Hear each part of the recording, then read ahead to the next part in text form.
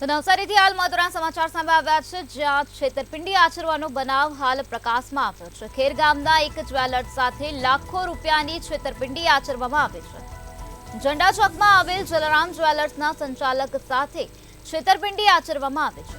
મહિલાએ deputy collector તરીકેની ખોટી ઓળખ આપીને છેતરપિંડી આચરી હતી।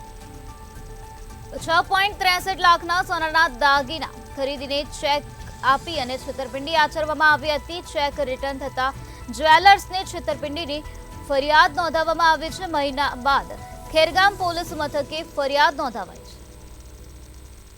હાલ આ સમગ્ર મામલામાં પોલીસ દ્વારા વધુ તપાસ હાથ ધરવામાં આવી છે। ખેરગામના એક જ્વેલર્સ સાથે લાખો રૂપિયાની છેતરપિંડી થઈ હોવાનું સામે આવ્યું છે। ઝંડા ચોકમાં આવેલ જલારામ જ્વેલર્સના સંચાલક સાથે છેતરપિંડીનો બનાવ બન્યો હતો, જ્યાં મહિલાએ ડેપ્યુટી કલેક્ટર તરીકેની ઓળખ આપી હતી અને ત્યારબાદ છેતરપિંડી આચરી હતી। 6.63 લાખના સોનાના દાગીનાની છેતરપિંડી આચરવામાં આવી છે।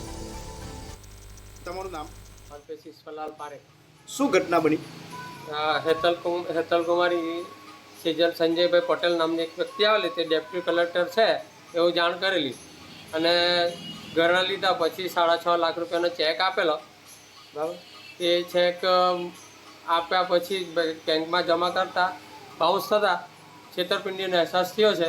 મારી ઘટના બની છે, એવી કોઈ બીજા સાથે ન થાય એવી અમારી ઈચ્છા છે અને પોલીસ અમારી વસ્તુ રિકવર કરી આપે એવી મારી માંગ છે। જી,